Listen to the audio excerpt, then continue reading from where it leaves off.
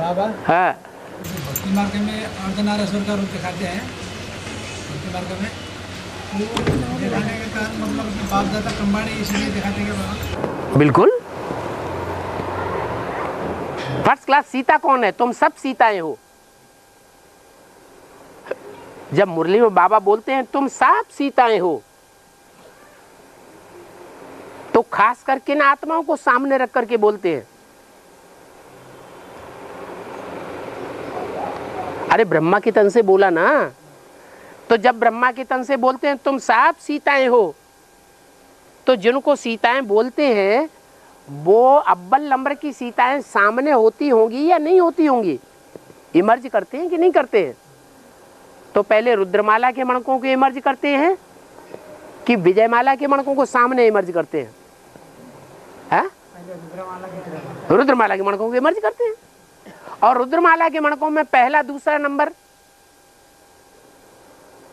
उनके सामने होता होगा कि नहीं होता होगा? है पहला नंबर है राम वाली आत्मा, शंकर वाली आत्मा। और शंकर को सबसे प्यारी नगरी कौन सी प्रसिद्ध है? काशी नगरी। तो वो हो गई उनकी सहयोगी आत्मा। जो काशी नगरी है उसी का नाम शास्त्रों में अनुसुईया रखा गया है। जिस अनुसुईया को तीनों देवताओं ने लक्ष्मी, सरस्वती और पार्वती से भी ज्यादा पवित्र माना और साबित करके भी दिखा दिया। माना रुद्रमाला में अगर सबसे जास्ती पवित्र मन का है, नहीं सबसे जास्ती अपवित्र मन का है तो कौन है? जिसमें शिव बाबा प्रवेश करते हैं मुकर्रर रूप से, कौन है? हाँ? अरे है? मुकर्रर रूप से कौन से मणके में प्रवेश करते हैं जो दुनिया का सबसे अपवित्र मणका है? कौन होता है? मैं बड़े से बड़े कामी कांटे में आकर के बड़े से बड़ा फूल बनाता हूं। कौन है वो? है प्रजापिता। और प्रजापिता के साथ ही दूसरे नंबर पर कौन बैठा है? काशी नगरी। शास्त्रों में ये बात प्रसिद्ध है कि शंकर जी को कौन सी नगरी प्रसिद्ध प्यारी है? कौन सी नगरी प्यारी है? काशी नगरी प्यारी है, जिसके लिए गायन है कि जो काशी में जाके मरेगा वो स्वर्ग में जाएगा। काशी में जाके नहीं मरेगा तो स्वर्ग में जीते जी नहीं जाएगा। अगर जीते जी स्वर्ग में जाना है तो काशी में जाके मरे। काशी करवट भी भक्ति मार्ग में काशी में जाकर के खाते हैं, यादगार भी बनी हुई है। और बाबा भी कहते हैं कि जिन जिन भक्तों ने वहां काशी करवट खाई है उनके पूर्व जन्मों के पाप सारे भस्म हो जाते हैं। क्यों? क्योंकि ये वही मणके हैं, वही आत्माएं हैं संगम युग में जिन्होंने ऐसा पार्ट बजाया था कि जिन्होंने फैसला कर लिया देह अभिमान को त्यागने का कि देह के संबंधियों को भी हम भूल जाएंगे, अब बिल्कुल याद नहीं करेंगे, जाकर के काशी नगरी में बसेंगे। ऐसा भूल जाएंगे कि उनसे फोन से भी बात हमें नहीं करनी पसंद है। क्या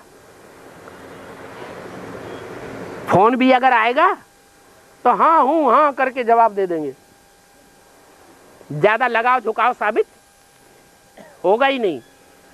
मिलना जुलना भी नहीं, मिलने जुलने की भी इच्छा नहीं। शरीर के लिए पदार्थ भी चाहिए, ये भी देहभान की निशानी है। क्या देहभान की निशानी क्या क्या है? देह के संबंधियों की याद आती है तो देहभान की निशानी है या नहीं है? निशानी है। देह के संबंधी भी याद ना आए, अपनी देह भी याद ना आए उसका प्रूफ ये है कि जो खिलाएंगे सो खाएंगे, जो पिलाएंगे सो पिएंगे। किसी बात में नू ना न करना देह के पदार्थों के बारे में। देह के पदार्थों से नष्ट हो मोहा। तो घूम घूम के देखो सब मिनी मधुबनों में कहीं ऐसा माहौल है कि जो भी सरेंडर हैंड्स रहते हैं उनको जो खिलाया जाए सो ही खाने के लिए तैयार हो, जो पहनाया जाए वो ही पहनने के लिए तैयार हो। संबंधियों से कोई भी उनका कनेक्शन न हो।